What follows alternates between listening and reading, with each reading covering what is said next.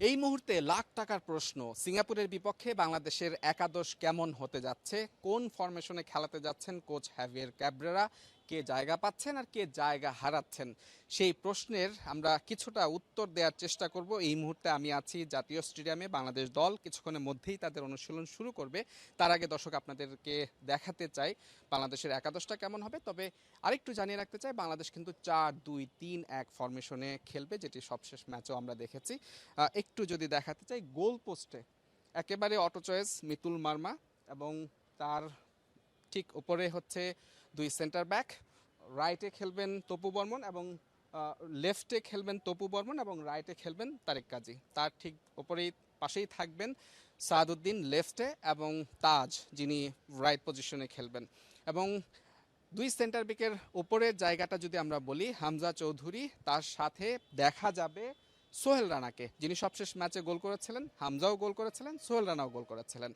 এরপর attacking midfielder, যেই attacking মিডফিল্ডে Bhutan ম্যাচে জামাল ভুঁইয়াকে দেখা গিয়েছিল, সেই জায়গাটি হয়তোবা সমিত সোম তিনি দখল করে নিচ্ছেন। এই অ্যাটাকিং মিডফিল্ডে ঠিক এখানে হয়তো আমরা জামালের পরিবর্তে আমরা সমিত সোমকে দেখব। এবং এরপর যে দুই উইংয়ে বাংলাদেশ আক্রমণ সাজাবে, সেই উইংয়ে লেফট উইংয়ে আমরা দেখতে পাবো ফাহমিদুল ইসলামকে, যিনি ইতালি প্রবাসী, সবশেষ ম্যাচে তিনি নজর কেড়েছেন। এবং রাইট উইংয়ে কাজিম শাহ, তিনি থাকতে পারেন। তবে কাজিম শাহ একেবারেই যে অটো চয়েস সেটি কিন্তু বলা যাবে না। যদি নাম্বার 9 এখন হয়তো আমরা রাকিবকে দেখতে পাবো, ফলস 9 হিসেবে তিনি খেলেছেন সবশেষ ম্যাচে, এই ম্যাচেও হয়তো তাকে কোচ খেলাতে পারেন।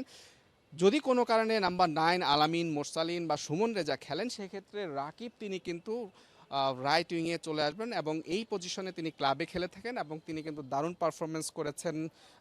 সবশেষ ম্যাচগুলোতেও তিনি ভালো খেলাচ্ছেন, দারুণ স্পিডি এবং ফিটনেসের দিক থেকেও তিনি দারুণ ক্যাপাবল এই পজিশনে খেলার জন্য।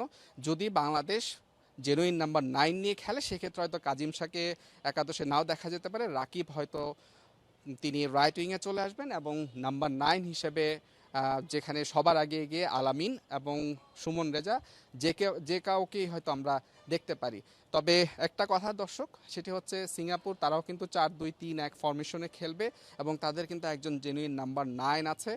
সেই জায়গাটা নিঃসন্দেহে বাংলাদেশের জন্য কিছুটা হলেও আতঙ্কের হবে এবং সেই জায়গায় বাংলাদেশের ডিফেন্সের ওপর একটা বাড়তি চাপ তৈরি হবে। সেই জায়গাটায় হামজা, তপু, তারিক কাজী তারা কতটা সফল হবেন, কারণ সিঙ্গাপুর কিন্তু ক্রসে তারা খুব ভালো খেলে থাকে এবং ফান্দি তিনি কিন্তু সেই সুযোগটাই কাজে লাগান। দারুণ একজন শুটার, দারুণ ফিনিশার, তাকে কিন্তু মার্ক করতে হবে। হামজা যেটি সুনীল ছেত্রীকে করেছিলেন ভারত ম্যাচে, সেই দায়িত্বটা হয়তো এখানেও তাকে সামলাতে হতে পারে।